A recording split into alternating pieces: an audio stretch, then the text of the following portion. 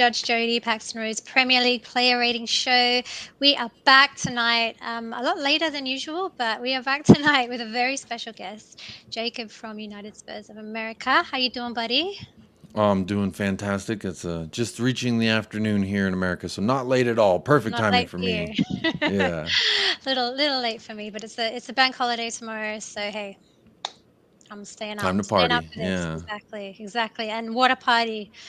After yesterday's performance, how you feeling? You still on cloud nine? What's the vibe? What's I going will on? say the fact that we have a match on Tuesday. I've Oh come no, down you from couldn't even. cloud nine. I have to.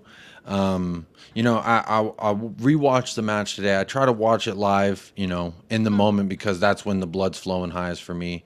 Um, waking up early, it's not hard when you got Ainge Ball to look up to now. Oh, Uh, so good. so so it wakes you up. It's like a shot of coffee as soon as you open your eyes, just looking for the lineup. What's Ainge doing with his starting 11? So for me, Yeah. um, I'm I'm absolutely through the moon still about the result. I'm still through the moon about the United result. We ain't beat them at home since 2017. I So know, it's right? things like that I'm still. But also I try to temper myself. Let's not get Yeah, overreactive with no, my I hopes and my know. dreams for the club. But at this moment, it's hard to really be upset with a lot that you've seen. Obviously, there's a couple Yeah. things we'll talk about, but for the most part, I'm thrilled and super excited for things to come. Oh, mate, I agree. I agree. It's like it's so refreshing to be able to wake up in the morning and actually be happy about your football team and just like look forward to watching the game on the weekend. I feel like last season, even the season before, like it was a chore. It was such a chore having to like every single weekend should be a fun experience. And then it's just like, oh, Spurs are playing this weekend. It just felt horrible. So, I no, mean, I agree. It's 12 months ago, if you would have said we're playing Bournemouth, and for me, kickoff was at 5:30, so that requires me to get up around 5 a.m., 5:15. Getting up last year for 5:30 a.m. Conte ball was difficult. I did uh, do it because I can't miss the match, but it's totally different to how these first three matches and then the preseason have gone for me because I mm, wake up and I'm like, what is our 11? Who are we starting? yeah, What's the idea here? yeah. And so immediately my brain's already going. Whereas with Antonio Conte, all respect to him, highly successful manager, just couldn't get it Yeah, done here. By the way, so let me caveat that. yeah, Nothing against yeah. the man, but personally, waking up at 5:30 for a Bournemouth 1-0 win or a loss, not really. It's one of those you keep Mm, snoozing, and then it's like you wake up 15 minutes after kickoff, like, oh man, I've missed 15 minutes of the match. Let me tune in, and it's 0-0. yeah, Oh, okay, and then I can just lay there and kind of fade in and out of sleep while I watch it because it's yeah, not really. But Ainge Ball, it doesn't matter what time it is. 4 a.m. I think was so one of the exciting. preseason matches. I'm waking up. I'm Yeah, excited, and long may mhm, it continue. 100%. It's just yeah, and so many people are on board with it. Like, I'm not even gonna get into. Well, I will. Have you seen the Robbie Williams video today as Yes, well? where he sang the ain't. I'm loving I Ainge literally instead. saw that like about an hour ago. So like I can't even get that song out of my head all week, and then I see Robbie Williams is like singing the song. I'm just like, so it's just great. He's gonna At the be so very good. end, he said, "Guess I'm a Spurs fan Yeah, now." So we got a new one. we got a new one. So yeah, it's all excitement all around. And to be honest, I don't think I've seen one thread of negativity around Ange in the last. Well, I think there were a few doubters from the very beginning. I, Hmm. for one, was not one of them, but I think those doubters have probably switched their minds now, and it's so good to see. Like, I'm just really thrilled for him, and like, just can't wait to watch the game every week. I do think there are some people that are still waiting for more. They want to see more, Hmm. right? When you think about the fact last year, 10 matches in, we were top of the league. So True. Yeah. Nuno, we won the first three. We were 9 points out of nine with Nuno. So I do agree with some of the sentiments of let's wait, let's Mhm. not get Oh ahead yeah, of ourselves. But as a fan, how can you not? How can you watching not? it, Just isn't it? just It's like yeah. I made this comparison. I was on the football terrace for the match reaction, and Terry, the host, he brought up the fact that what I just mentioned, that we were top of the league last year after 10 matches, Yeah. and under Nuno, we had got three straight victories. But I made the point of saying yesterday's price is not today's price. If you Mhm. look at it, the way in which we won those matches, the first week, Man City for Nuno, it was Sonny with an amazing shot. He just grabbed the game by the scuff of the neck and just got the goal. And it Yeah. was these luck. It was this, oh, we shouldn't have won that, but we did. It was back and forth. And I think everyone last year, and I'm curious where you were at, but for me, last year specifically, when we were top of the league, I was like, we are getting so lucky in a lot of these Mhm. matches. I'm Oh, excited and I love it, 1000%. but we were From the so beginning lucky. of last season, that's exactly what I said, was that we shouldn't be where we are right now. Like, Hmm. we were at the top of the table, but we just didn't deserve to be. Like, it was flukes, it was But good luck, this, it was like, yeah, it wasn't, we weren't deserving it at all. yeah. And so I think that the stark difference in how we're getting these points is the main difference for me, why I'm a little bit more hearing wedding bells when it comes to Ainge Postecoglou. And some people haven't even gotten their wedding invitation yet, but that's okay. I'm all in. Honestly, I have a good friend who's Australian. He has another channel on YouTube, and he's watched Ainge Postecoglou since he managed Australia. He followed Yeah. him when he went to Japan, and he followed him when he went to Celtic. And I remember when we were linked with Arne Slot from Feyenoord. Oh, man. Um, and he kept saying, "No, you don't want him. You want Ange Postecoglou." And Mhm. I watch a lot of Eredivisie because that's something that we could get over here in America. So I keep my eyes on a lot of Bundesliga, Eredivisie, Serie Mm. A, and watching how the Serie A just is, I was like, I want that style for us. The open, playing, flying down the wings. Let me have some of that. And it Champagne was flowers. like, yeah, but I didn't think I would get it like this. I didn't think Yeah, this fast either. I was thinking it would take at least 6 months, 8 months to implement a new style. But I mean, West Ham preseason match, the first Ainge had what, 8 training sessions, and we look completely different. yeah, It was so true. absolutely phenomenal. So true. No, I'm loving it. I'm loving it. Let's just hope it just continues to get better and better. Which I'm sure it will. I'm sure it will. Knowing like and watching Ange like and the way that he sets his teams up and the way that he plays, like, yes, And it can only get better. I think. and it's not like let all the pitch stuff. I'm on board and I agree with you. But I want to also highlight from the moment this man stepped foot in this job, every question he got was hard questions. It was Hmm. not easy bait. A guy showed up in a freaking Harry Kane Bayern Munich jersey when Harry Right. Kane was still posting Uh, getting back to work and pumping up Spurs fans, and you know what I mean? So this yeah. guy from the moment He's had he's faced everything. adversity and Yeah. at no point in any public So forum calm. Yeah. it's just like your dad's driving, don't worry. No one worry because dad's got the wheel. And you know what, it's like when my brother's driving, my wife's driving, I love her, but I'm a little bit like, what's this driver doing, what are we doing, where's the light, and I'm paying attention to all the surroundings. But when you got big Ange, when you got your father driving, I Mhm. think all those worries kind of, you can just enjoy what you watch. So Everything, yeah, everything's fine. With Big Ange in the stead, you got it. So yeah, and I agree. Before we get into the ratings, though, Jacob, I do have a question for you. As you are new to mm. the show, I haven't had you on before. I do like to ask my guests if they have a pre-game superstition or anything that you have, like a routine or something that you do before every Spurs match. Is that something that you do at all? I'm not a very. I used to. I will admit I used to be more superstitious, but now I'm just little stitious. So I do the little stuff, which is I have to be watching live, no matter Yeah, what time. yeah, That's just always my.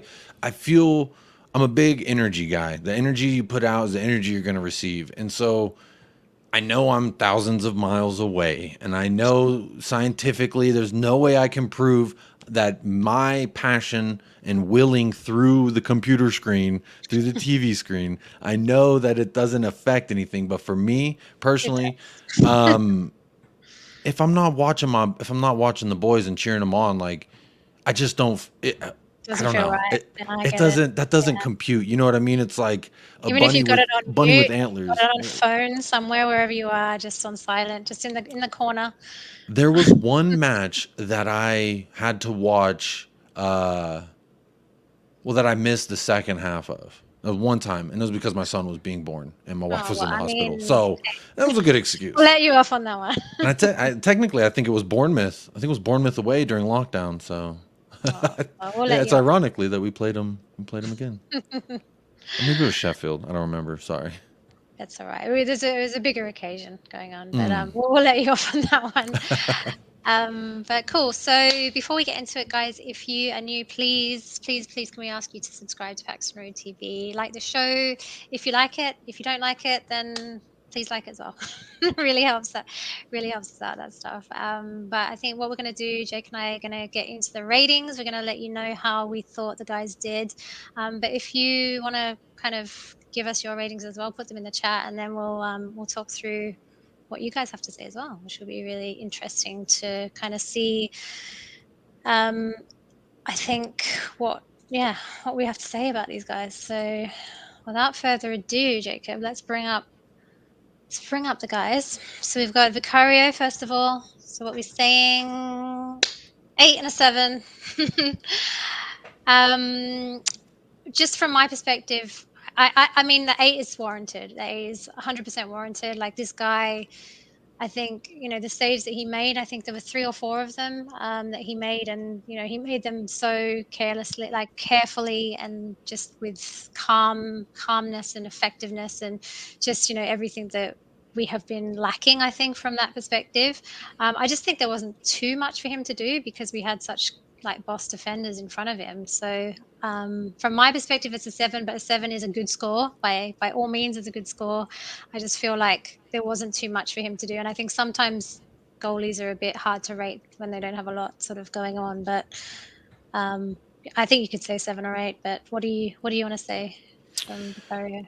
For me, I had a hard time not giving him a 9, but there's only I didn't want to go too over the top. You can only play who's in front of you, but you know what I mean. He had three saves, I think it was. Let me check. Yeah, he had 3 saves on the day. 1 from inside the box.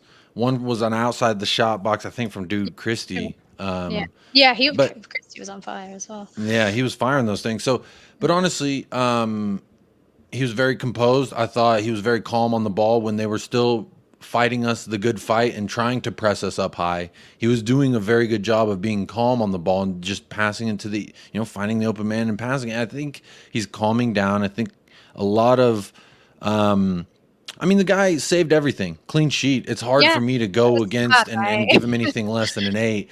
And I think, we'll talk about that in the future with some of these other players coming up. But it's just hard for me to give him anything less than an 8 because he was perfect. He saved what he could save. Anything else, he didn't have to worry about. Though, Jacob, I probably should have ranked him up again because I was just looking back, and he also had a pass to Mickey as well that I think almost created a goal for us. So I think he was also getting involved in like that build-up play as well. So, yeah, I think maybe an 8 is probably warranted. I feel like every match as well. I feel like Vicario is showing us and answering questions that a lot of us fans have. When we signed him, I watched Serie A, but I admittedly never watched Empoli unless Udinese was playing him. And again, I don't remember him from those matches, so it wasn't like this guy was ever anyone I thought about. So I had nothing to base him off of. But I said, you know what? Let me see. I'm not going to judge this guy before it. But in the preseason, it was like each match, he answered a question that I had. And Jodi, admittedly, I'm part of the goalkeepers union. I have my unionship card somewhere around this desk. But since I played keeper most of my life, they didn't want me to be the Zlatan I felt I was. But so they put me back in the keeper. But as a goalkeeper, I see a goalkeeper's performance through the lens of just that, which is the man's back there. He's I just I think that he was absolutely instrumental. He doesn't save one of those, it's a completely different game. So but also it's a position where, Jodi, that people only see. Like, you look at this performance, and if he makes one mistake, we're down a goal, or we're equal. That's why it's so Whereas hard to Richarlison, he makes a few mistakes, strikers and no goalies. problem. I feel like it's a very difficult game to kind of rate fairly across the board. So it's kind of like, what is the scale from a goalie perspective? What do you have to do to get a 10? I think an 8's a good one.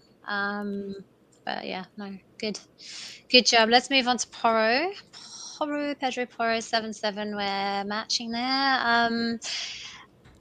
What do you think about? I mean, from my perspective, like another really great game, like defensively as well. I think he was showing that he can defend well when needed.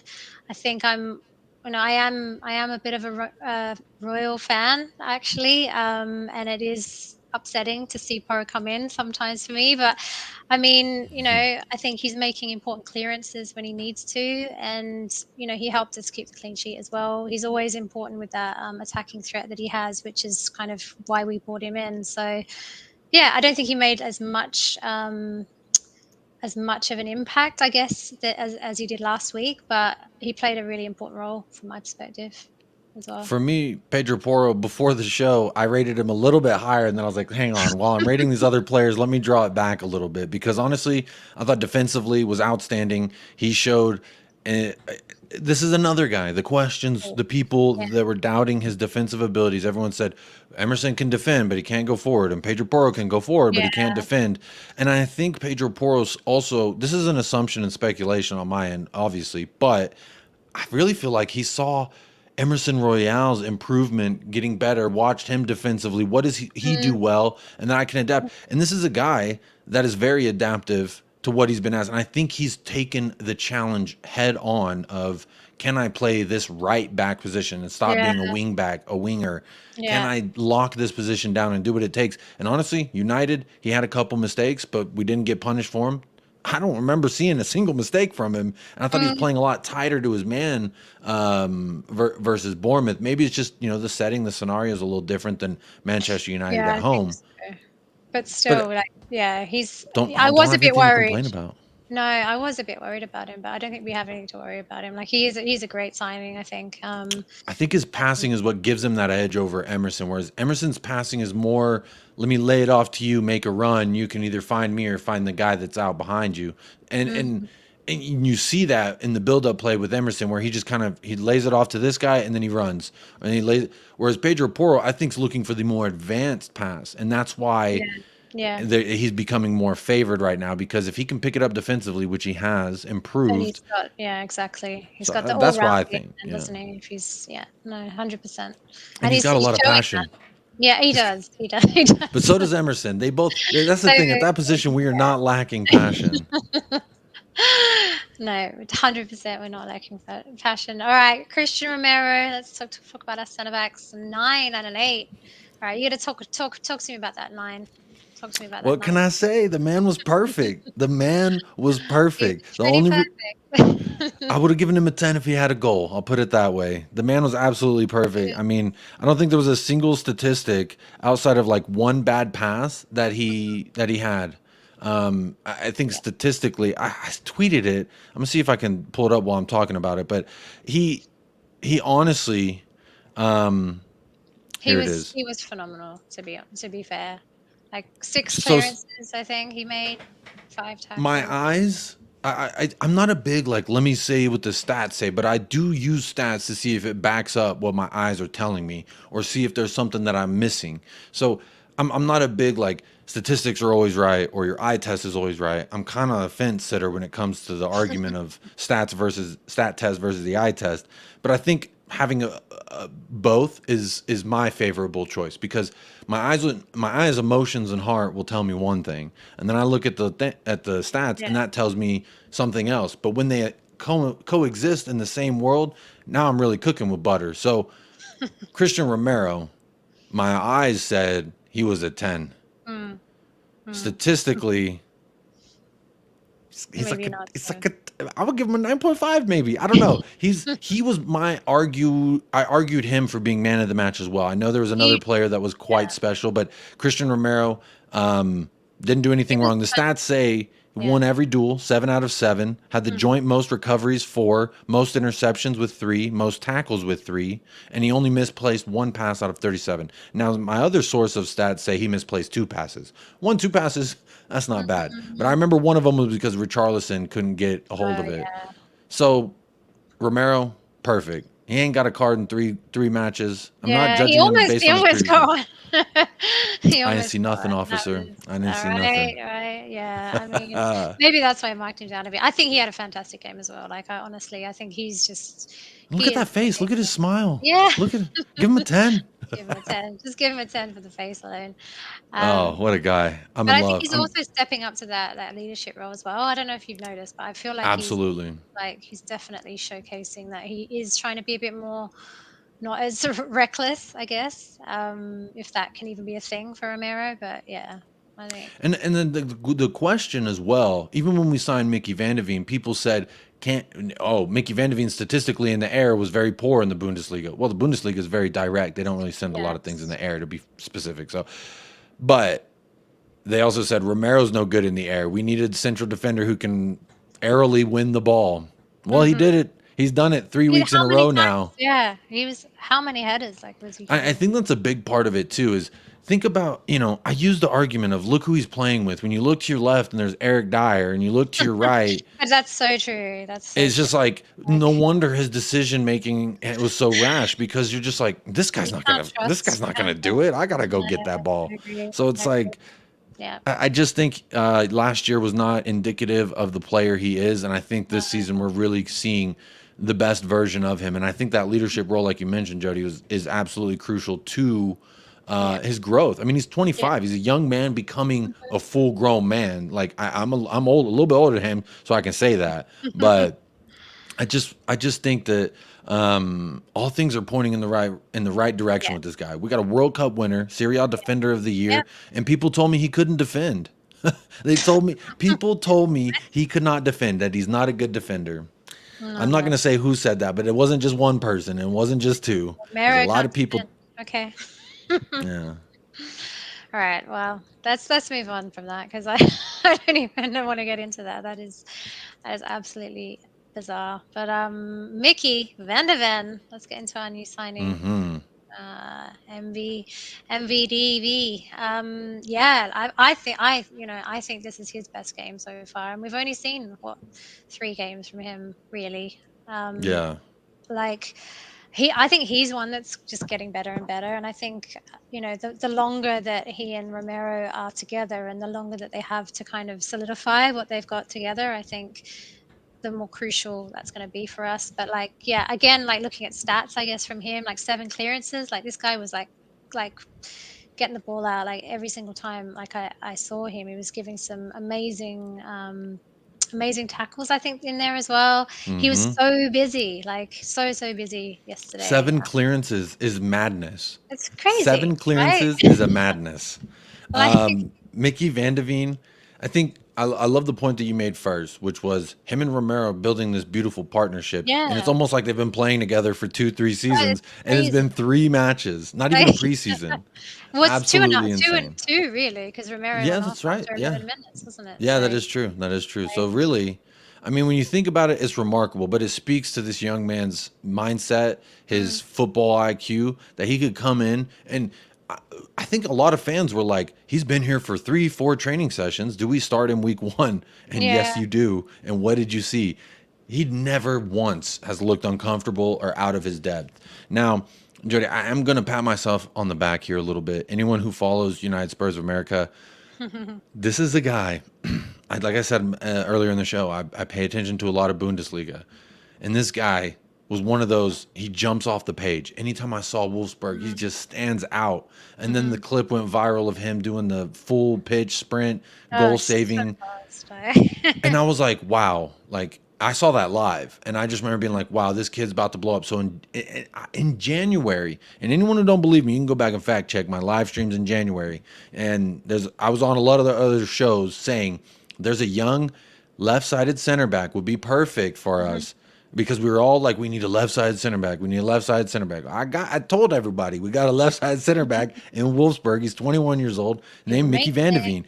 And people were like, who? Who is that? I don't know who that is. Then all of a sudden Liverpool get linked with him. Now Yeah, people, that's Mickey Van de Ven. So I just want to say, I knew it, I called it, but this rating, I had a hard time not giving him a 9 on yeah, my. it's tough. I think it's like Juice Nuts is saying, like defenders' performances don't get noticed in general. Like they do, but Hmm. it's like it's kind of like what I was saying about keepers and strikers. Sometimes, like unless you're scoring like banging out loads of goals as a striker, or sometimes a lot of the play can get missed if you're not watching the full game, like the rounded game, and sort of concentrating on what individual players are doing. So yeah. Um, Yeah, I agree. Like I think it was the best game that I've seen from him, and he just continues to get better and better. And the longer that he's with us, the better he's going to get, I think. Absolutely. But yeah, lots of 8s and 9.5s. And that's Yeah, I fair. mean, I'm not even gonna say you're overrating the guy because no, I he's agree. absolutely I phenomenal. agree. 7 clearances is absolutely madness to me. But It's crazy. defensively, every time he had something to do, he did it, and he did it well. And that we Yeah, ain't we were not used to that. So it's very welcomed from my end. I can't. I mean, isn't it refreshing to just not have to be worried or concerned or stressed about the back line? When you think Like, about the left side of our back line as compared to last year when we were ah, Sessegnon, Perisic, and what are we yeah, doing here? I know. It I it know. honestly, I think I don't want Just to not go over the board. worried I think we anymore. might be Like, set. I I think think we we're might be set.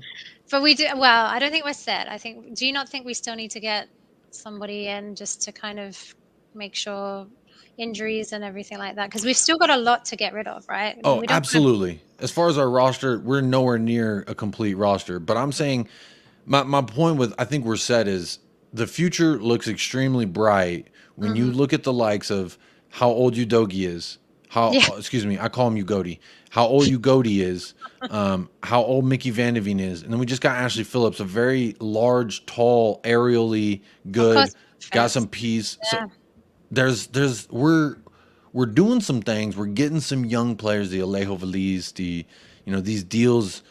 Honestly, but that left side, look at that man. Oh my God, he's the reason why I watched Udinese all last season.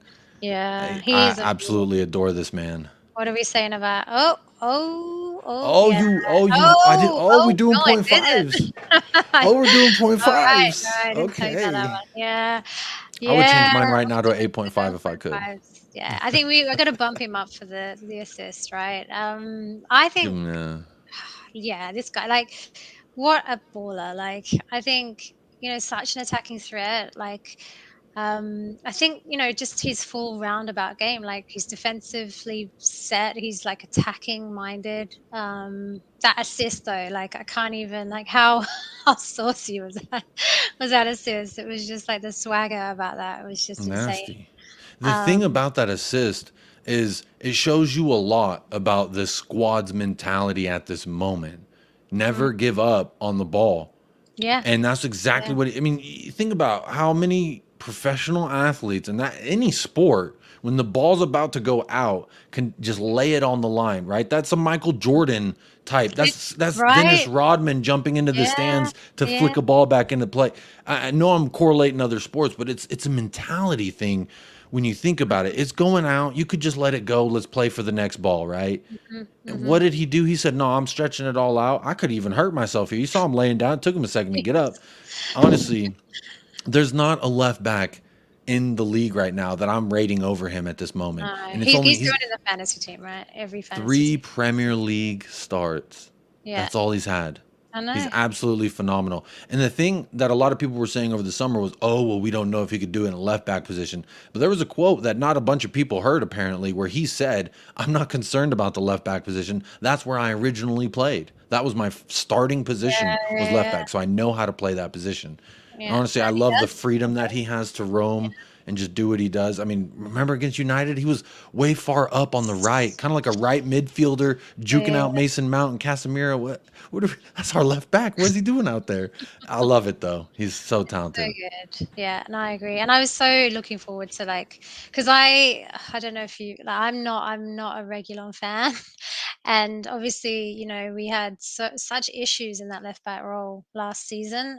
We just didn't have, we were so concerned about that right wing back position, um, and now we've just got options. Like we've just got options, and like even like just the way that we're set up now, and we'll get on to Perisic, but like the way he played as well. Like I feel like it's just gelling. We're just gelling so well this season. Like I don't know. I'm very happy with it. You're on mute, I think. By the way, Jacob. Oh, sorry about that. I had a little, and then I forgot to unmute myself. Um, Destiny, this Yeah, this guy. I this guy mean, is it. I say a lot. When you brought up Sergio, and honestly, When he first came in, I think everyone liked him because he was just not Ben Davies. And when I remember he came in, it was just like, thank God, no more Ben Davies at Yeah. the left back, right? Mm. And that's where I was. But then it was quickly evident that this guy he's just all pace and energy. He's Super, yeah, not exactly. He no didn't have any end composure. product or anything. Like it was just flapping around. Like, I know. yeah. I remember a moment where he had an open net, no one near him, and he skied it over the. I was Okay. just. It was at that moment I was like, he can cross the ball. He's got that, and he's got pace. But that's me being. That's about all I can find good with Sergio, honestly, because in this league, I think you need pace and power to be Mhm. successful. Yeah. Destiny has both of those. He has pace, Mhm. he has power, and he's got finesse. That's just Yeah. extra. Yeah. So And I'm he's all 20. about it. He's He's only only going to get bigger. He's got four right. more That's what years, I five mean. more years Like to grow. still like, yeah, he's not a finished product by any means. Who else is not a finished product? Pape Matar Sarr, Sarr Daddy, Daddy Sarr. I call him Ay Papi Chulo I Matasar. probably Matar Sarr.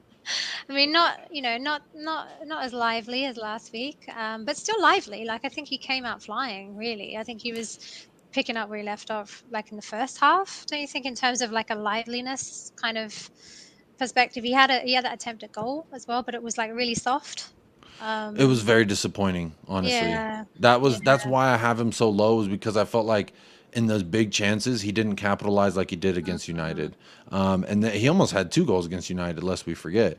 But Yeah, he really could have started the game off with a bang. I think it was after our first goal. yeah. Maddison played a beautiful ball to Sonny, whose pace, Mhm. by the way, the pace of Sonny that is not left, the myth, this great myth of Sonny's pace gone missing, or he's too old and he's past it. Anyway, Maddison passed the It's ball. quick. Sonny outpaced the entire back line, gets to the ball, cuts it back, lays it off to Sarr, and he just kind of and I felt like it was just such a disappointing moment in the match. Yeah, it Um, was a but letdown. this is I don't want to be harsh on him because he's a young kid and he's bright, and I think he's the best we have in that position right now over Mhm. Hoybier, I Skip, agree. I etc. agree. Yep. Yep. So I gave him a Especially six because I'm being contrast. harsh, and I'm only being harsh because sometimes you gotta, put your thumb down a little bit to help the flower grow. And honestly, he could have easily had a seven. He could have easily had an eight. Had that if that goal went in, we're talking about an eight. I thought his passing was in the first 20 minutes. He seemed a little excitable. He seemed a little, I don't know, not He as was calm. Yeah, I don't know, It, maybe it was just, like, he had his chest pumped out last week after he got that goal at United, and I feel like he came out flying in the first half of yesterday, but I think he's definitely, maybe it was confidence thing after his goal didn't go in, I'm not sure, but his foot definitely pumped off, like, in that um, pass, let's talk about his to assist for a second. Maddison's. Yeah. Because in that moment, he could have just played the easy pass and laid it off to Richie. He was right there in front of him. There was no defenders in between him.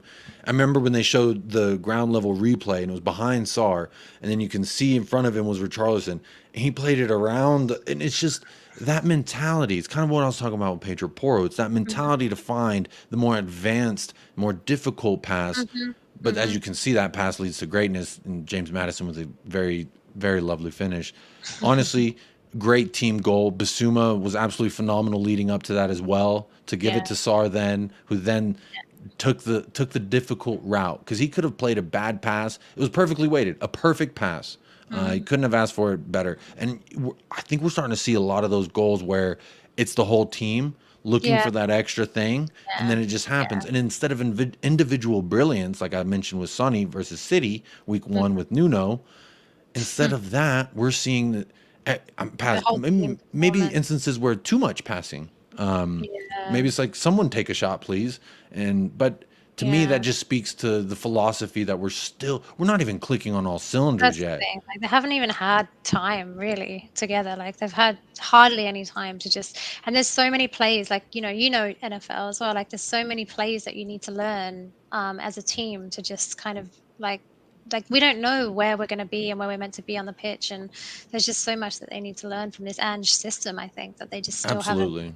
had a chance to do it yet. So, And yeah, we saw some of that with Maddison and Sonny having a little bit of a disconnect. Versus, I remember seeing it versus Brentford, and I remember seeing it versus United, where there was a moment where he was expecting him to run and he didn't, and then another moment where he was expecting him to play it to him right there. And so it's mm, just those things will be worked out. I have no yeah, doubt, and I'm not concerned about that because honestly, Sarr and Maddison are on the same page, as you can tell. yeah. Because Maddison was making that brilliant run, which he makes those brilliant runs. What a They're guy! pretty good. Pretty What a guy! good. But yeah, maybe I'm a little too harsh. Yeah, Maybe I'm a little too harsh because I think I'm it now might be remembering that assist. Maybe I should go back to. I'm flip that flopping on that live on Madison air, pass, but like, that was pretty baller, I think, from Saar, but yeah, I that think it's pass just, that was nasty. like, our midfield is just, like, just spalling, and then we've still got Bentancur to come in as well, like, it's just we've got so much going on in that in that space, like, I can't wait to see And I what think we it's can great. do We with don't that. have to rush Bentancur Yeah, back at all. We don't have to mm, push him to take your time, sir. not like And last we, year, yeah. yeah. Whereas last year we'd probably be pushing. Come on, man. Are you over 50% healthy? Let's put you in. So we're in a great position. I like the We way things really are looking. Alright, Bissouma, 7s all round.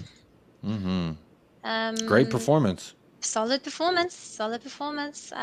He did have that little bit of a slip up, I think, when he almost gave the ball away, or he did give the ball away to Bournemouth at that His point. yellow card. That's the only reason I didn't give him an 8 was because that yellow card gave it away in a bad position, and then he kind of played differently after the yellow Mm, card. yeah, he was too Um, cautious, I think, after that, wasn't he?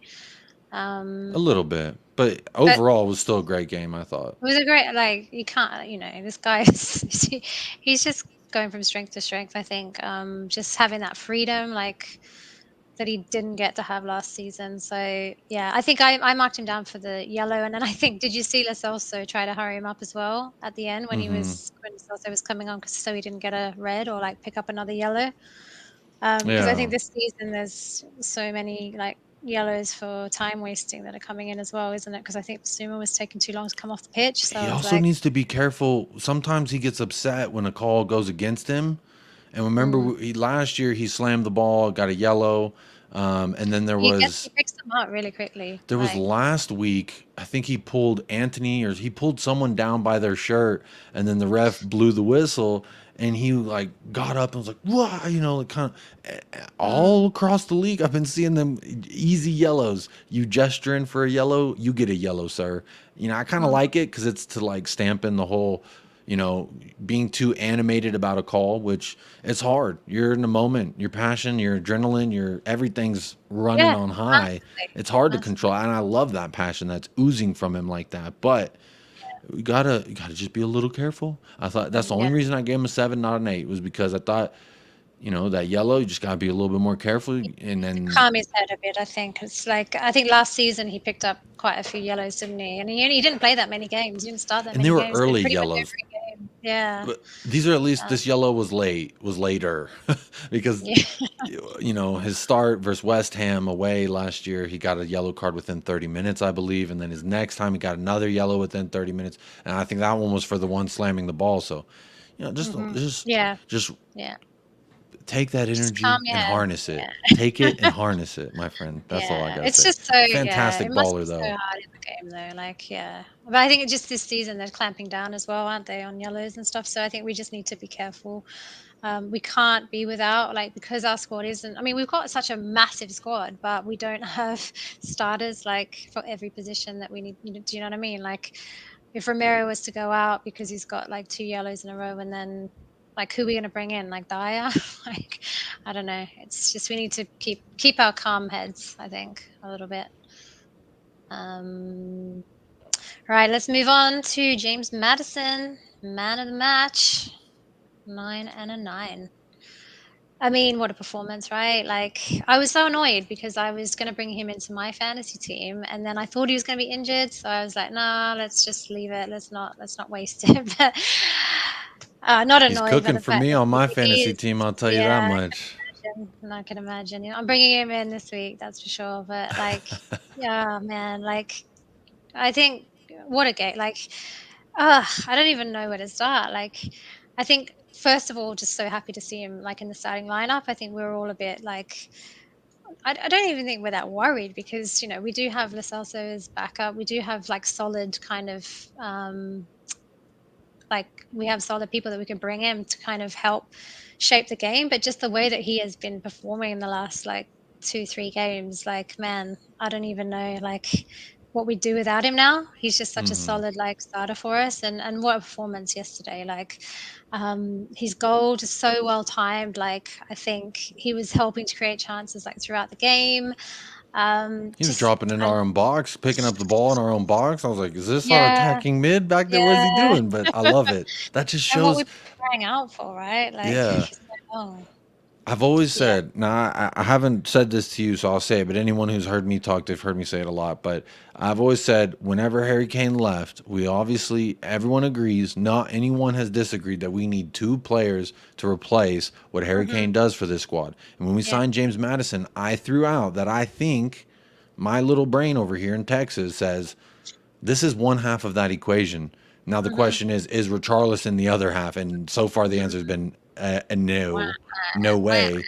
But I think James Madison is proving that he is one half of that equation that we need Yeah, to replace a guy yeah. like Harry Kane because he drops deep, he connects plays, he makes runs into the box, he's Mhm, running down the middle, he's running down the mhm, left, he's running down mhm. the right. This man He's is all over the literally place. everywhere. Everything comes through him, right? Like, it's just he is that creativeness that we've been crying out for so so long, And like just wait till teams start game planning for him. That's going to open everybody else up, I think. And mhm. the league's catching on. If you watch any rival show, they're all talking, I wanted James Madison. I wanted Yves Bissouma. And now they're all balling. But they weren't saying that in the summer. No one was saying, I wanted James Madison. I So want Yves Bissouma. No everyone's one's, salty right now, Jacob. Nobody. they don't want Spurs to shine. But you know what? All I got to say is This is our it's a time. dart This is throw. our Yeah. time right now.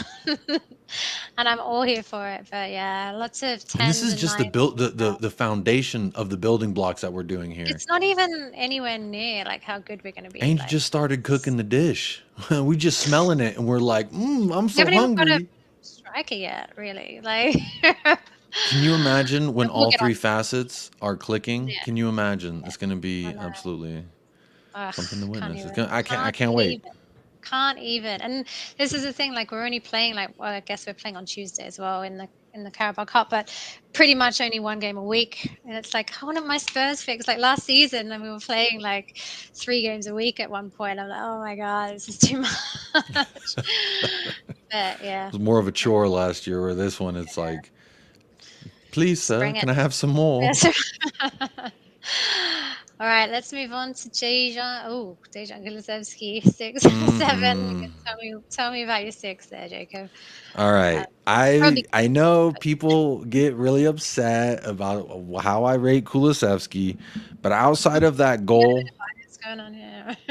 outside of his goal though, I didn't see anything that I thought was like great. It was just like what we're seeing. Now, granted, let me caveat, I am gonna be critical, but I am also trying to be fair here. I think that what he's being asked to do is different than anything we've asked him to do thus far. So I want to be Yeah. patient, and I hate when people, and I don't like doing this myself, when I say let's put this box around a player and say this is what he can and cannot do. But there's Mhm. just so many times when he has the ball or when he's getting out open in space, I'm like, bro, just go, and he just Mhm. doesn't, He and has one move as well. I get frustrated. Exactly. I mean, if you're a manager, you're saying, okay, if 21 starts, you know what you're going to do? He's going to cut it in on his left foot. Don't Yep. worry. He's Yep. not Cut it. ambidextrous at all. He will not use that right foot. You can just ignore that right foot. And for me, the only reason he didn't get a 5 or below was because he got the goal. And The you know goal. what? The goal, it wasn't a talent goal. It was a mindset mentality goal. It Mhm. was a goal where if you're not in the match, just like Udogie got down on that line and saved that ball. If Kulusevski's not mentally aware to run in there, and we don't get that goal. So I give him credit for that. And I think that That's why I give him a 6. I think it's a little high, but he did get a goal, so I can't really rate him lower than that personally. Yeah. I just think that outside of that goal, I think it covered a lot of cracks in Mm, his game. A lot of the things that I'm frustrated with him about, I'm mhm. continued to be frustrated with him about. Yeah. Whereas with other players, things that they've frustrated me with, they've Hmm. slowly. He's not growing. Like, I don't feel like it seems like he's lagging behind, I think. Um, I'm really hoping what happens is this goal pushes him. I'm hoping that yeah. this goal he can use and say, I can score in this system. Now he can start Mhm. popping up in those spots again and just keep playing the game, That's keep what playing the yeah. game. That's what I was gonna say, like, I felt like he was slightly more lively after he got the goal, like, and maybe that will give him some confidence to kind of keep chipping in, and maybe we He's a see some young more guy. action from him. That's yeah, and I always say this every time, like, I give him this excuse time and time again that he's young, but it's true, he is young, and young players are, like, you know, they Yeah, you are need time to grow. And you're I gonna think get what happened, I inconsistency. feel bad for him, is a little bit of the Bergvine syndrome, where Bergvine came in, scored a banger versus City, and everyone said, all right, this is what I expect of you. Kulusevski came in for a couple months, was fantastic, absolutely critical to us getting top 4.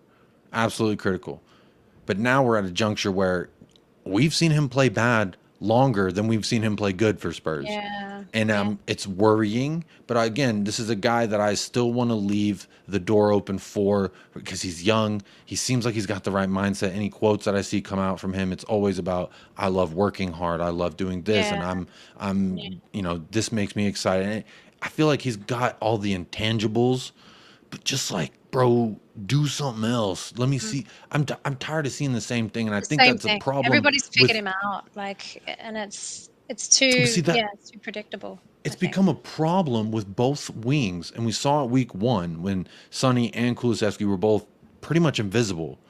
Mm, I think they need time to adapt into their role. Now, obviously, I think Sonny's coming along quicker at the wing at the task he's being asked to play, yeah, yeah. but that doesn't mean Kulusevski can't get there. But Just Son's right now, also I'm so older, dang isn't frustrated he? with And him. he's more mature, like, maybe like you just say, like, it is Kulusevski does have a lot more time to kind of grow into that, maybe. Maybe we do throw the young card up again. I don't know. I don't wanna do that, but Well, I mean, look at how long he's been here. He had Antonio Conte, he had Cellini, he had Ryan Mason, and now he has. So this is his fourth manager in not even 2 seasons. So yeah, I do want to give him some slack. I don't want to be too I hard on agree. him overall, but at the same time, when I'm rating him, I just have to say I Yeah, just you gotta play it thought, how it is. It's on the game. It's not on him as a person. It's on the yeah, not actual it's not game that indicative we're of his future. He can still come good. I still yeah. have hope, but Hey, I just was dishing out patience wearing 4s for thin. Harry Kane in that 2021, 22 season, so Well, he was putting out some 4s. yeah, true. He was down to him. Yeah, absolutely fair. Right, let's move to Richarlison. Dude. Yeah. I sick neck Ay. tat. I like his neck tat. I mean, I think it's Yeah, do you cool, know but what's so funny? Like, and the arm tat's new as well because I had to, like, do the from last year to this year, and I realized, like, he's got a new arm tat as well. I didn't notice he that, got a but lot. We signed him, and then he add started it up. getting all these little He got all the cartoons on his money. arm. He got that Yeah. Tottenham. He's got that Spurs money to get. Well, he also has That his good own stuff. face on his back. Don't ask me Oh, why. really? You haven't seen his back? He has No, Neymar, no. Pele, and himself. It's like a little Mount Rushmore on his back, but it's Really? also his own face. And then think about if you're Neymar and you're like in the locker room and he takes his shirt off, you're like, my face is on this guy's back. I don't know. I've Yeah, not seen that. That's quite disturbing, actually. I don't know how I it's feel about just that, yeah. Google it, Richarlison back tat. Check it out. don't know if I get my face tattooed. Anyway, um, but yeah, sick necktie, Richarlison. But yeah, I don't know. Like I like wanted to give him a 3. But I didn't want to be too negative on. the This is my way first he time on gets the that channel. I didn't ball. want to. Yeah, like, like the way when the ball fight, like, 'cause like, I've been saying that he's been lacking in chances because the ball hasn't been falling to him, but it fell to him, and, like, twice, I think, yesterday. So he had that scuff of the ball, which, like, what even was that? Like, that is a player that is just lacking in confidence to me, I think. Like, Like, you just hit that. Like, I don't even know what happened there. And then the header Mm-hmm. as well. Like, I just can't. Like, I don't know. Like, I I've want to. often said Richarlison he's either the most unlucky striker in the history of He's the not from Brazil sport, though. But I or guess he's he just plays. not good enough. Yeah. How many times is he not where the ball goes on a rebound? And some people say he's so unlucky there. And I felt that way too last year. But we're reaching a point where it's damn. I don't know. I think it might be 30 matches he's played for us, and he's one Premier League goal. It's At got what one goal point do we still. say this guy's just not good enough? The only reason I gave him a 4 was because there was a couple cheeky passes and build-up play that he laid off nicely. One, I remember a heel pass, and Yeah. he The but build up. he He was fell over dropping the so deep, ball. wasn't he? He was like so deep yesterday. I don't know. Like, I think he's I don't think getting. I he's think quick he's enough to doing get that back. so he can touch the Like, ball more. Last week he had 28 touch or 20. I think it was 28 touches. This week he had 29, 29. I think. Yeah. Yeah. So Yeah. I think he just wants He's not more of the quick ball. enough He to get complained. back though. Like, I don't know. Yeah. He already complained too that he's not getting the service that he requires. So whether that's true or not, I don't know. It just sounds like an excuse. Hmm. Um, I do feel like there is an element of unluckiness, but I don't think that's all. Like, it's not all that. Like, I think when he gets the ball, when the opportunities land at him, he messes it up. Like, it's not. I think it's a confidence thing. Like, coming in after Harry Kane, and what a massive, like, thing that is to have to come in after to Kane, me, and just, I don't know. Like, if that is the case, if it's these Kane shoes are too big for him to fill, yeah, to me, I maybe. don't want him at my club. Mm, An elite level athlete believes I'm top yeah, 3 no, at I this agree. I position, agree. even if I you're agree. bottom 20. The I mentality agree. is always Yeah. so. For him, he should see this as a bright, shining opportunity to stamp his presence in this 11. And I Mm. said at the beginning of the season, give him at least 3 starts. I said And we 5 didn't. games. You said 5, so that's a little generous. Postecoglou said give him 20. He said if he hasn't scored in 20 matches, then I'll be concerned. So I don't know what to think, but what I know from what I've seen is that maybe he can do it, but I ain't seen it. Mm, I just ain't seen it. And it's like last year I we haven't were seen it saying, as oh, he can't much. play on the left. We need to put him up front where Kane's Yeah. role is. And you put him up front.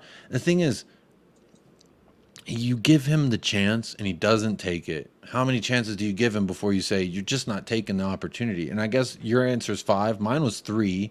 And after 2 matches, people were saying it's time to change now. And I was like, one more try, man. Mm, 3 starts. I feel like if you don't do anything in 3 starts, then there's a problem. Because I mean, what are we gonna wait? 5 matches, then he scores 1 goal. Wait another 5. So at 10 matches, we now have 2 Richarlison goals. I know. It's hard because it's like, I mean, that's a good point from David as well. He's been a professional Mm. in his 11th season. I didn't even know that. That's absolutely No, I insane. didn't realize it was his 11th season. But the thing is, I feel like he's had time. If you look at statistics of how long he's been here, whether it was starts or not, I know he's damn near around 30 appearances with 1 goal. That's just not any other player. Mhm. Imagine if it's some American striker and his name's John Smith and he has 1 goal, I think maybe 2 assists Mm. in 30, damn near around 30 matches. You're going to be like, send his ass back to America. He It's belongs true. in MLS. But I think it's because, he's Brazil's number 9. I've Mm. always said that when we signed him for that absorbent amount of money, I felt like this was It Levy was too making. uh, much. Yeah. I feel like, but remember the timing. Mm. World Cup's about to start. Who was Mm. one of the favorites to win the World Cup? Brazil Yeah. or Argentina? Yeah. It Brazil, does Argentina, show France. And if you Levy. think about it, we go out there and we buy Brazil's starting number 9. How many eyes is that now going to turn to Tottenham Hotspur? How much is It's so that and true. then turn into money? And so Mhm. my thought all along is always this was a way Money. for Tottenham Hotspur to tap Yeah. into the Brazilian market at a time in Mhm. which the Brazilian market was expected to take over the world. And he Mm. almost had it he had that scissor kick and it was like this is it. And in that moment is when I was like, wow, we really got a player here. I'm so glad we got him Yeah, over and he did, Gabriel to be Jesus. honest, like, he did, like, I've got a Brazilian friend, and she goes for Tottenham because of Richarlison, like, he did it, like, he did it. So I'm Levy, saying. you did it, you did it, mate. Yeah, I don't know. I agree. There's a lot of good points being spilled out right But I now. mean, I guess this is the thought here, right? I guess we need a Vinicius Jr. on his left, a Neymar behind him, and I can't even think about who was on the right now. Rodrigo? I don't know, I maybe. don't remember, but I'm saying the first two names I mentioned are world class players. So if that's what it takes for this man to be able to score, then so be it. But it just ain't working out yet. It just ain't working. I think what we should do, what I mean, again, this is from my opinion. If we signed a striker or an attacker, don't let that person unseat Richarlison immediately. You say, looky Richarlison, who's Just sitting give on the him bench opportunity. watching you. Yeah, This like, have guy's a look at, like, what Emerson happened to Emerson when Porro came in a sense. watch him. And then give him another chance. Say, look, we just got this guy, and he's same position as you. He's your backup. But you have 60 minutes before I pull you off and let me see what he can give me in 30. And Mm, Ainge is quick to pull the trigger on that. We've seen it. He subbed him at 60 and 70 last week. yeah. And there's also, if you saw on Twitter, I don't know if you did, but I saw it today. There's audio where you can hear at one point where Richarlison has the ball and he's heavy on his touch and he just like keeps touching it, trying to dribble. You can hear Ainge screaming, "Oh, for sake, Richie, pass the ball." Or Yeah, it's something of that level. I have it. I'll send it to you. But it's yeah, basically you can hear Ainge yelling and not happy with Richarlison for the way he's not passing the ball. And I think you were seeing the frustrations sounds come like out. We're seeing a yeah, lot of that. yeah, I mean, just look at his yellow card. yeah. He It was literally the ridiculous. ball took him out. The ball took him out as if he was in the box and a defender had, caressed his back. He Mm. fell over, but it was the ball this time. And honestly, that's a new low. I wanted to give him a 3 for that, but I was trying to be nice and give him a 4. Yeah. I don't even. I'm trying to bring out the positives if there were any, but there weren't any from me. I'm just trying to look through anything that I've said here that was positive about Richarlison's play, and no, a player that's lost confidence. And like you and I think Dave said, like, if we've got a player that's lacking confidence as our main striker, then he shouldn't be in the team. Like, this is a winning team. We need a winning mentality. And it's just, yeah, sad for him, but like, it's a cruel world, right? Yeah, cruel world. And, at the end of the day, this is a return based type of living he's making. So we're Mm, paying you. We're expecting something for that in yeah. return at the end of the day. Yeah, you better step up, Richie. Step up, mate. All right. Son, our last rating, Heung-min Son, sevens all round. Yeah, I think, I was impressed with his game. I think he's playing a more rounded game at the moment. I think his passes at the moment, like, he made, I think, 4 key passes in the game, some great link ups with Maddison. I think it was his pass to Udogie that paved the way for the second goal as well. I think he had 2 shots as well. Unfortunately, they weren't on target. I think goals are kind of something that obviously he's lacking at the moment, but I feel like they're going to come with Son. But I think his all round play at the moment is definitely something that we can be positive about. And I think he's really playing that captain role well by helping out like the rest of the squad. But I do really hope that we can get a goal from him soon as well, just to kind of see that Sonny thrive. But I often hear and I agree with you, when you look at last season, it was like, come on, let's just get him a goal so we can break that seal and get him going. But if anything, I don't see a disgruntled Son. Look at the way he looked no, after our first he's goal. not. Yeah, He's it's a different game. thriving without goal Yeah, contributions at the moment. Now, mm, when the goal contributions do come, that's just going to take us to the next level. And Gary O'Neill says 6. The reason why I think I went above that and gave him a 7 was because, quite frankly, I thought he was fantastic. I thought this was his best match yet that I've seen under an Ainge yeah, Postecoglou. it He's had was.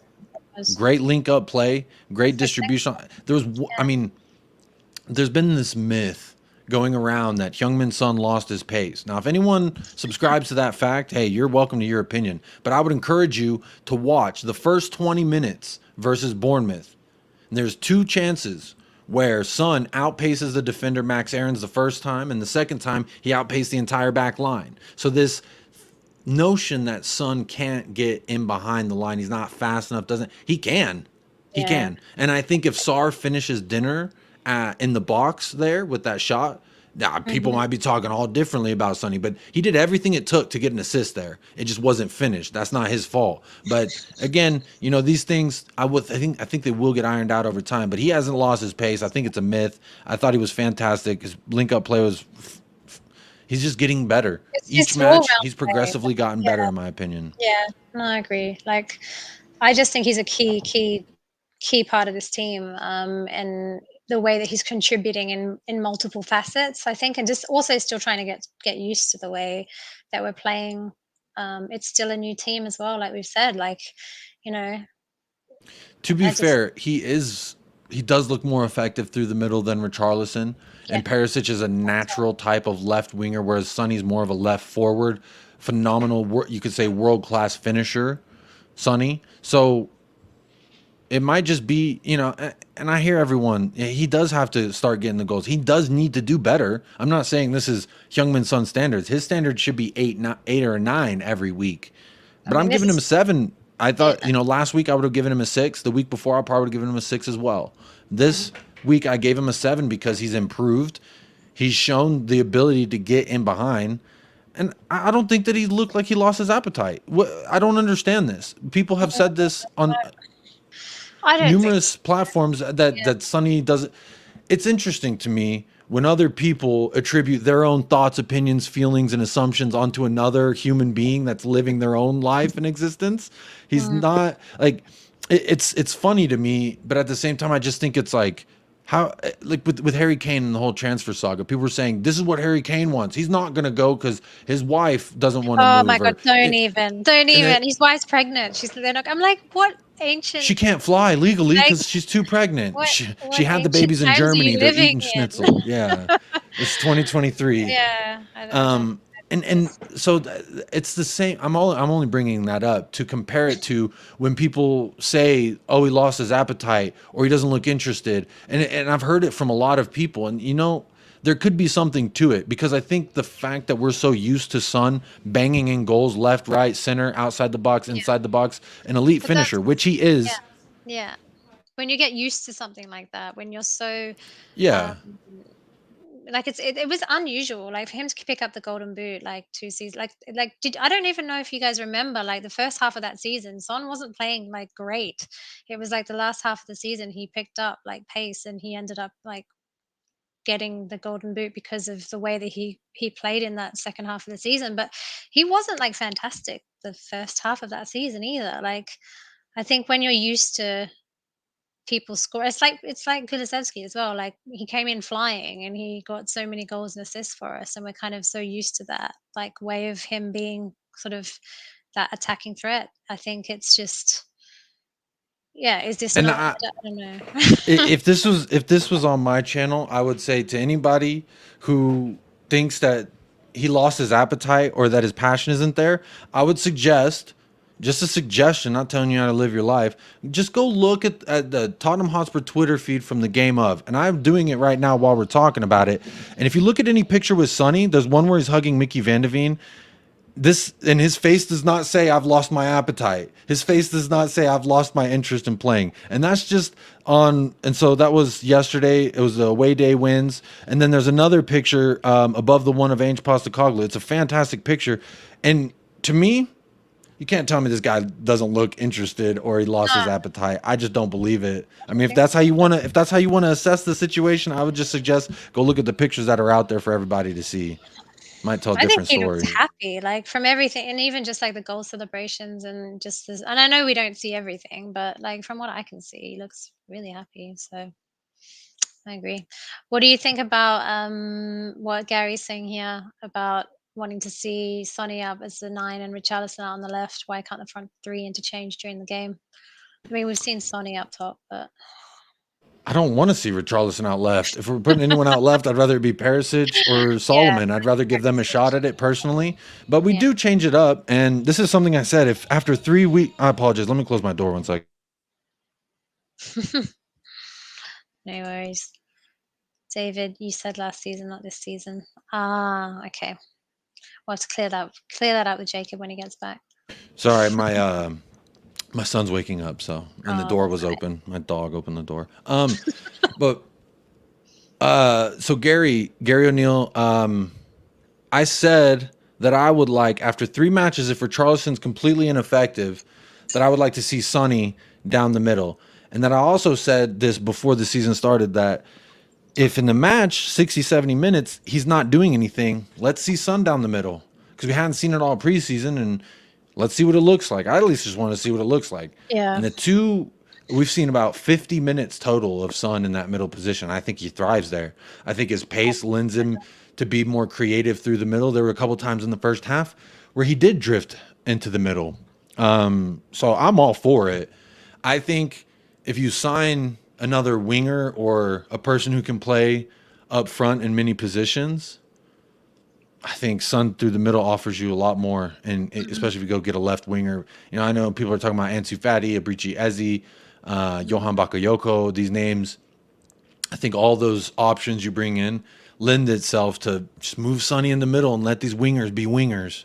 Because Sonny, it might be time to let's I think utilize he's and mad. play to Like, his strengths. I agree. Like, and I think that was kind of what I thought was going to happen. The whole when Kane was going to Man City, all the talk when that was happening, I kind of thought that was setting Sonny up for that role kind of back then. So yeah, I don't know, but it doesn't seem that he necessarily wants that role either. I don't know. I don't know. I don't know. I think we just have to wait and see what comes in. I think in the next, what have we got? 3 5 days or days? something? Less than 5 now. 4 Couple of days. days. Yeah. So 4 full days. I'm not expecting anything now, but I guess we'll see. Yeah, We'll we'll see. definitely see. And I do see David Clark meant last season, and I would agree. Last Yeah. season, Sonny looked despondent at times, Mhm. a shell of himself, no He had that smiles. injury though, right?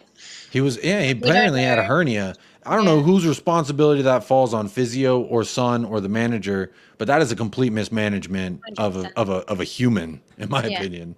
Yeah. But I think, yeah, a lot of the time, and it depends on how much pain he was in, but it seems like he was in a lot of pain. But um, a lot of the time, the player won't say anything really because they want to play, right? But yeah, I agree. It's a definite mismanagement, and hopefully, we won't see that as much under Ange because I feel like he's got a lot more, maybe, of a authority to kind of not let the players play on. I don't know really, but I mean, hopefully, yeah, I don't want to speculate. Was it Sonny keeping a secret from the physio? Was it the physio knowing, saying we're just limiting X, Y, yeah. and Z? I don't know. To me, that all around, whoever's at fault there, shame on you. Yeah, 100%. All right, let's move on. We've got some subs to rate. Not really rate, just if there's any thoughts, comments, opinions on any of these guys. Not a whole lot to say. I guess Højbjerg came in for kind of the long. Højbjerg and Perisic, I think, came in for the longest amount of time. Do you have anything? I mean, Perisic for me, like he had that role in the second goal, and some really good play with Udogie. I just think he's such an important player to have in our squad from my perspective in terms of like that maturity and what he brings and his attacking nature. Højbjerg obviously came on and like has that experience to come and hold the game down. And I think we saw that last week with Man United as well when he took Sarr off for Højbjerg. I think it was just kind of a clever move just to kind of make the game settle down a little bit. But I don't know, anything that you have to say about any of these guys? Yeah, for me, I like the fact that Destiny Ugodi is not injured, and the Benny thing was just to throw him on just for the sake of it, just to give him a break. Yeah. But I'll start with Højbjerg mostly because I think this is a guy that a lot of people have said he wants to leave. Again, one of these notions where people are putting their own thoughts and opinions on a Yeah. guy and his intentions and what he wants. Everyone said he wants to go to Madrid. I've never once seen him come out with anything like that on the bench. Maybe he's just that level of a professional. You know what I'm saying? Where he can sit on the bench and accept, if he's willing to accept that role The guy that comes in 60, 75, 80 minute, whatever it may be, depending on the match, and come in and just kind of lock it in. Now, versus United, he showed us what I think a lot of people are frustrated with Højbjerg, which is, I always say this, I think Højbjerg gives you the good, the bad, and the ugly. The ugly could be just something you don't like. His turn on the ball, his pace, a bad pass. We're going to see that. And versus United, he did all three in 20 minutes, and I was pretty surprised.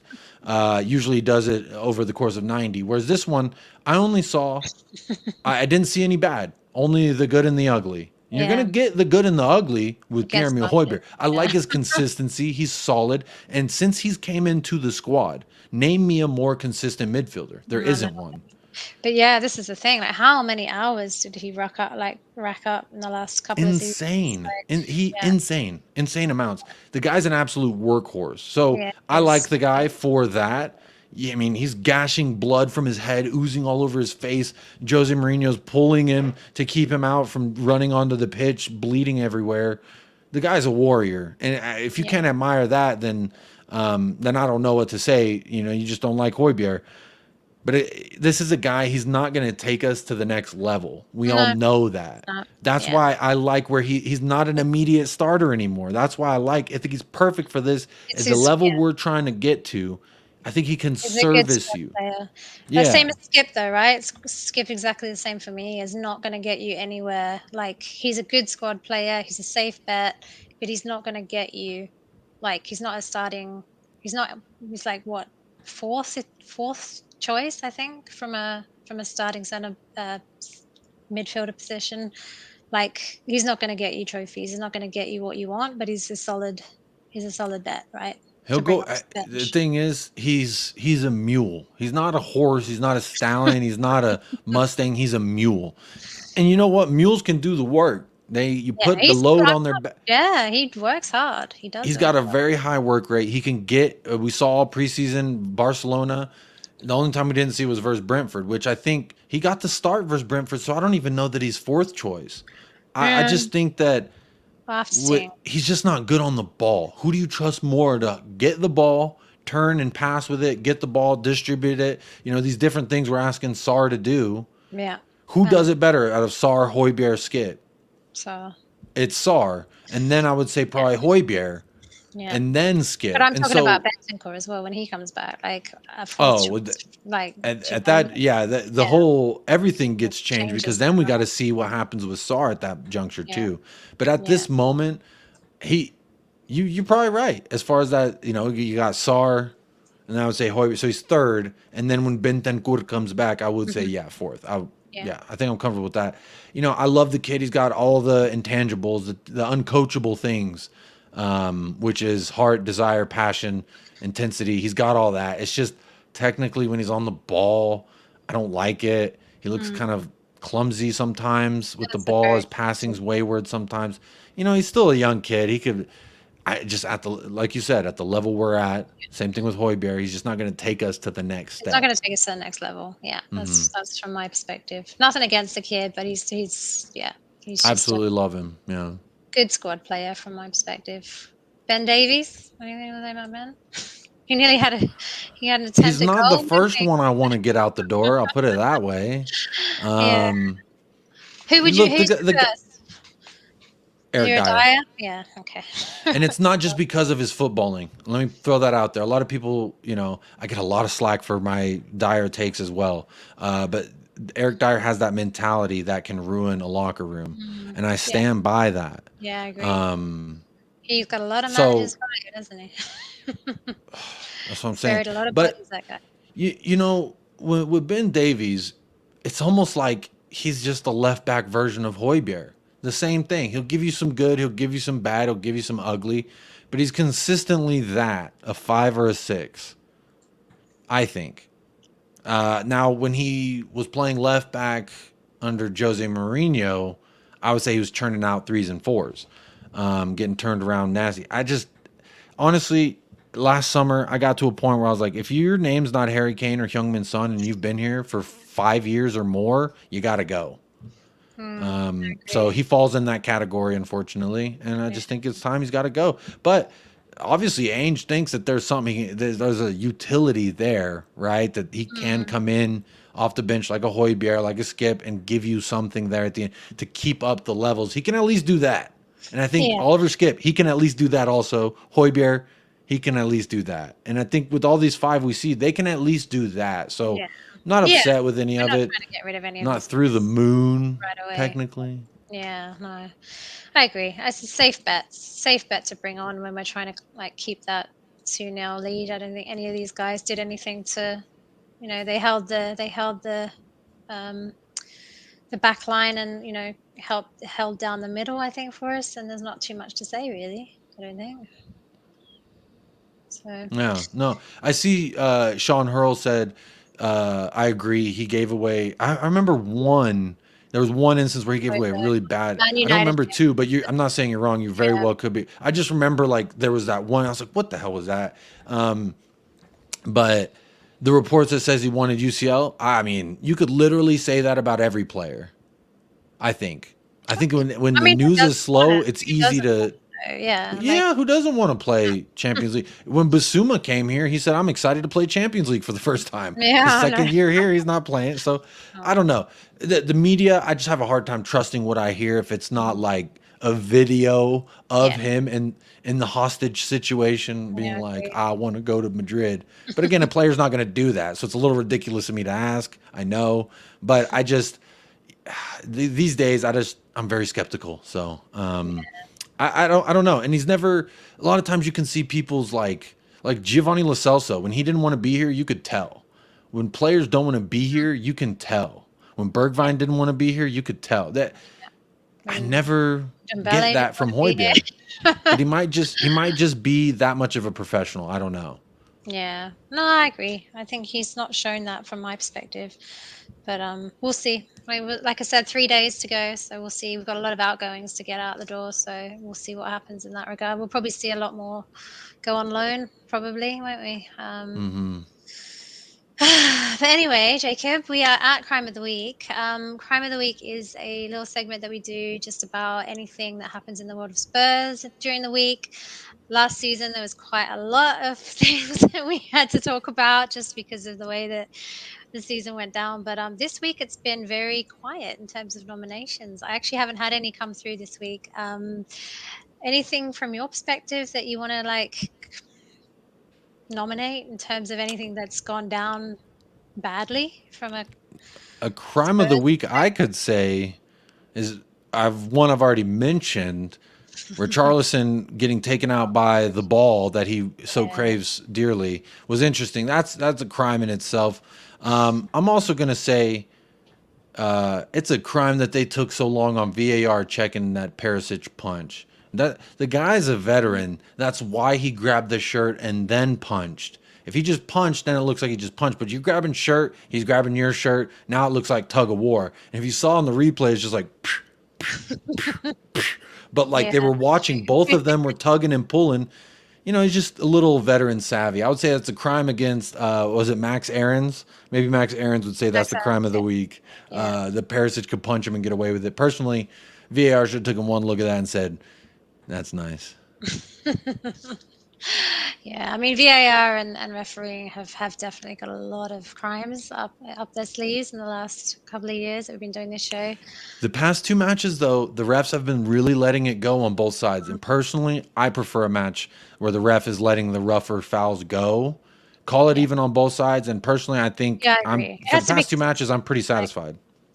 that's my big thing is that like if you're gonna give something, just make it consistent across every single match, across the weekend, and across every single ref. And mic the refs, like when you're in VAR, like the fact that we still to this day don't get to hear what they're saying, just really, really annoys me. But Christo THFC, welcome. Crime of the week being linked with Brendan Johnson. Yeah, that's a good one. Yeah, I don't know about that one. To be honest, I don't know. What do you think, Jacob? I'm not sold on Brendan, but I guess it brings up the whole debate, right? We all say in Ainge we trust. How much you trust him? How much do you trust that he's saying this and that it's not the club saying we want Brendan Johnson? it's the But whole media let speculation. Ali Gold said, yeah, exactly. It goes back to the whole media thing. But Ali Gold said that Ainge identifies this guy as the one he wants, his number one option. Now, to me, I have a call me. I got about 20 I'll put before Brennan Johnson personally. But I guess it comes down to the whole how much you trust Ange Postecoglou in his decision making. If he thinks this guy can fit into his system and what he's trying to do perfectly, then fine. I'm not going to complain. I'll put it that way. But if you're asking me, do I want Brennan Johnson? Do I think that he comes in here and does anything? No. But I mean, let's look at some positives. The guy does bag goals at the right wing position for a very ineffective attack in Nottingham Forest. They were fighting relegation last season. So I don't know. I'm still like, maybe I just trust Ainge here, or maybe I trust myself. I don't know, but you gotta trust it. I think we gotta trust Ange, but we'll see. Again, we're not what there Castro's yet, saying as well. I love the notion that maybe this could be a smoke screen while we actually work another deal. Like, look, we have Brendan Johnson. We're almost done with Brendan Johnson, kind of like we did with Vicario. It's like we're working on David Raya. Oh, that fell through. Bang, we got Vicario. So I think it could be a little bit of that. We've done a lot of that in the past as well, haven't we? Especially with managers, with the whole Conte situation as well. That was a bit of smoke and mirrors going on for how long? 76 days. Cool. So that is it. But one thing I wanted to do, Jacob, is it is a special birthday today. Yeah, happy birthday. Happy birthday to the gaffer. I wanted to celebrate this man's birthday. Fellow Australian here, so very, very thrilled, as I've said in the past, just having Ange as our gaffer and our head coach, and just what he's done for everything, like just pulling the fan base together, for just getting our Tottenham back, for just everything that we've seen in the last, and it's only been 3 weeks really, so hasn't been long. I'll tell you, but I said this on a show, and maybe outlandish, but this is what I've always been saying. And I want to shout out my friend Paul Beatty with the Hotspur Hippie, because he's called it. He told me, you want Ange Postecoglou. Trust me, the moment he speaks as our gaffer, you're going to fall in love. Yeah. And if by fate, if by some kind of romantic comedy, I watch his first presser and I'm like, I think this guy might be my dad. I think he's actually my dad. And then personally, I just want to take a second. I've had this little kangaroo since I was born, and I've had this big kangaroo since I was 1 year old. Kangaroos have been my favorite animal for my entire life. As a kid, I dreamed of being one of the red kangaroos, because they grow to be the biggest. But inside this pouch, you can see I have a little Antonio Conte. Oh, no way. And a little Greek ouzo for the Australian. So happy birthday to Ange Postecoglou. This man, in every facet of his tenure, has completely and utterly transformed us on and off of the pitch. Yeah. If you look at the fans, how many fans... I know, I saw Kuva was in the chat earlier. I don't know if he's still here, but fans like Kuva, fans like Paul, fans like Dermot, all these people that I know that have supported the club 40, 50 years... They're like, I don't even know what this is anymore. I can't even watch this. And they stopped watching. And to me, and not just the legacy fans, the newer fans, the co-host of United Spurs America, Michael, the guy who made me fall in love with Tottenham, the jerk. He was even like, I don't even want to watch matches. I can't be asked to get up and watch Conte ball anymore. And it was like the point in which we were then to where we are now, where we're all like 3 games in, let's not. I'm already wearing the wedding dress and he's carrying me like this through the door. Like we just got, because honestly, Postecoglou, I'm pretty sure he's my dad. I think he's all our dads. He's the father of everyone. He's everybody's dad. And Amira, big up Amir. Yeah, Amir. Big up Amir. Welcome to Judge Jodi. You're a Liverpool fan, but you love it in my Ange, and your firstborn son's name will be Ange. I mean, that is amazing. Like, yeah, and that's the thing is I get texts from legacy. From Amir and some other supporters of other clubs, and people are starting to take notice. I want them to sleep on us longer, because when we signed Postecoglou, they said, pasta who? Pasta what? You're going to cook pasta? And now they're all like, wow, this guy's transforming everything. Look at Spurs. They're so much fun to watch. Now people are saying, as a neutral who doesn't hate Spurs, I want to watch Spurs. Arsenal fans in America woke up at 5 a.m. to watch us ball out. So he's changing the world. That Shout out is. to Gaffer. I love Shout him. out to the gaffer. Happy birthday, Ange. Hope you have the most amazing day. And we hope for a win on Tuesday as well. But yes, big love, Ange. We love you. We Look at all can't these get enough of photos. you. Young Ange, old, all of it. I love it all. All the He's Anges, like. great gallery here. Well, thank you. No, it And was a this good. is something else I just lastly want to add. If you think about everywhere he's gone and then left and then went somewhere else, people follow. Success has, yeah, and people People follow. Yeah, follow.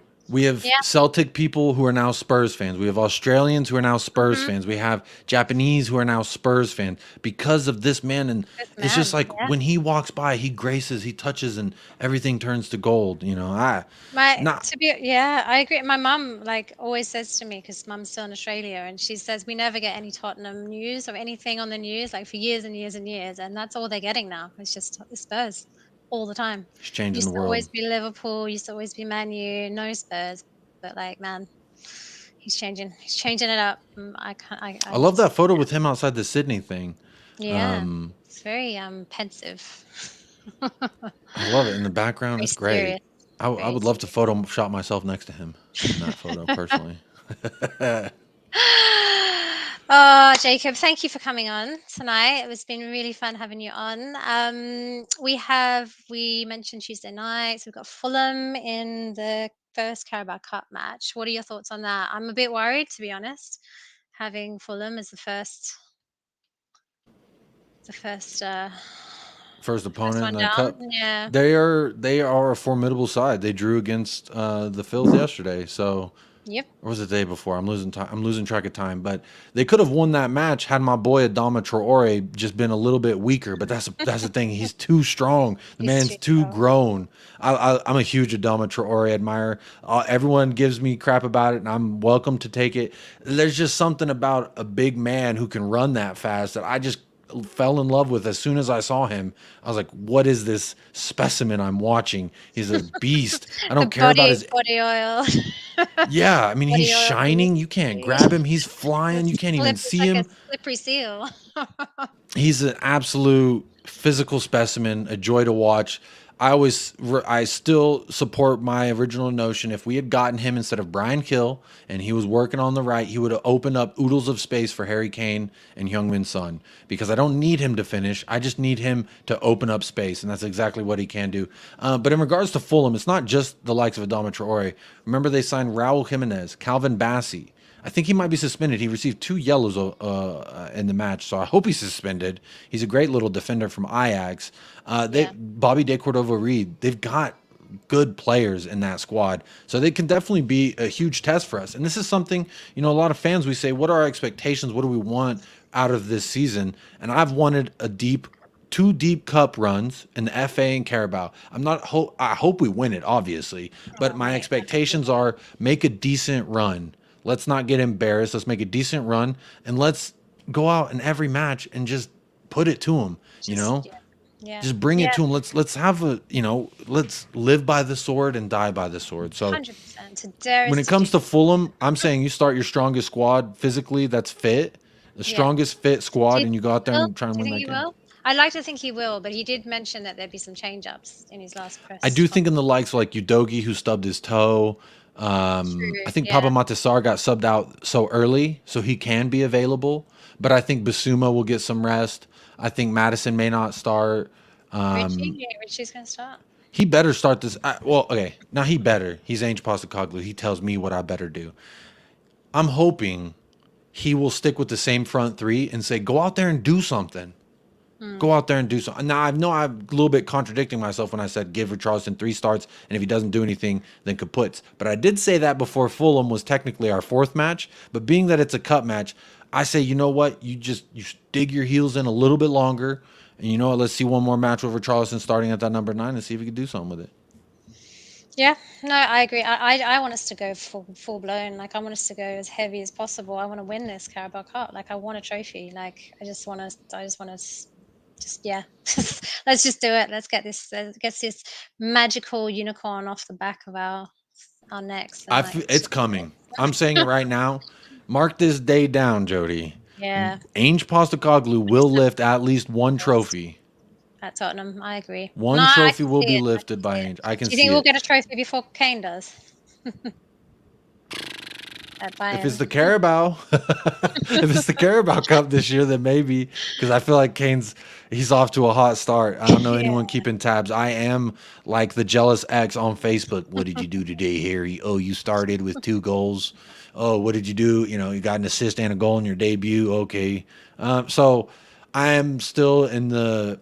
I say in the Titanic phase where Rose and Jack they're still holding on and one's freezing and he's half dead and you just let go. I know you said never let go, but it's time to let go. But I'm in the part where I'm shivering, just Can't do it.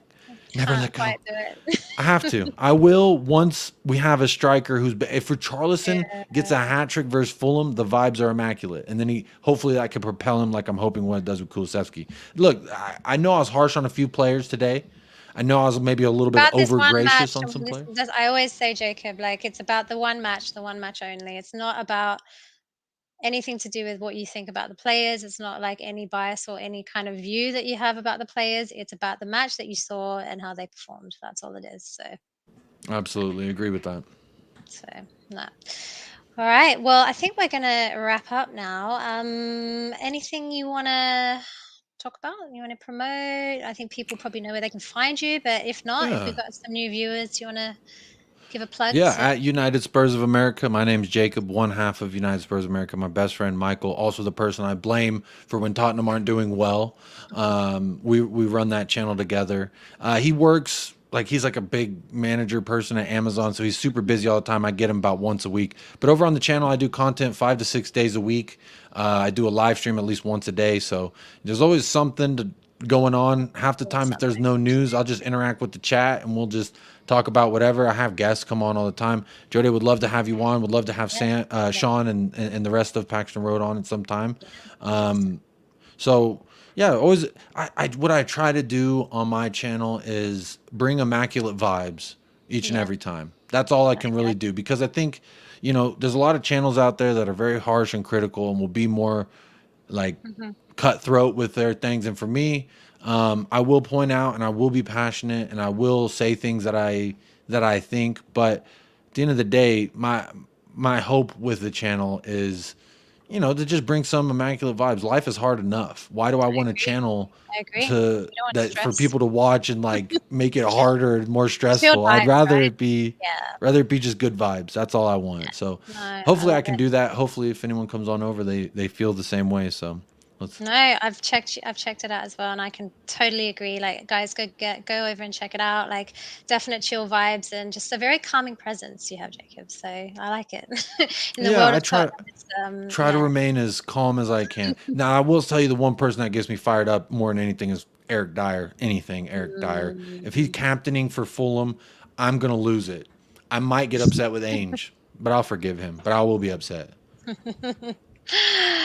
I agree. I know it's good. It's a good thing we don't have to rate him so far this season. Been very He hasn't happy been in the about that. 18. He's not even on the bench. He's watching from the No, stands. I I know mean, he's not technically, been. he was watching from the pitch last year, but now he gets a little bit. He gets a seat He to gets a sit down bird's in. eye view, doesn't he? Yeah. Thank you everyone that was here watching us this evening and checking out the show. Big up to like so many of you. Want to try and get your like Dino Dinosaur Scott M. We had Gary O'Neill, we had David Clark as always, Juice Nuts, Nita R, Jag Singh, Gary O'Neill. I don't want to miss you guys. Kuva was here. Kuva in the house. Gonna have to get you back on again soon, Kuva. Love Kuva. Love Kuva's a Kuva. goat. Kuva is a goat. Mark Field, Sean Hurl as always, the Paxton's own. I think we had Amir as well. Thank you for subbing as well, and hope you enjoy what we have here on Paxton Road. It's really good to see some new faces. And I'm sorry if I missed anybody, but you guys are all amazing. Like, thank you for the chat. Yeah, it was good. It was a good one. It's a late one for me. Don't usually do them this late, but it's a bank holiday, and it's like Jacob said, it's time to party. So Spurs are doing well. It's Andrew's Yeah. birthday. Like, why not? Yeah, happy birthday. We got to celebrate the man's birthday. Thank you so much for having me Yeah. on, by the way. I Thank want to you say I for coming really on. It's been a appreciate it. long time coming. We've tried to do this for so long, but Yeah, we have.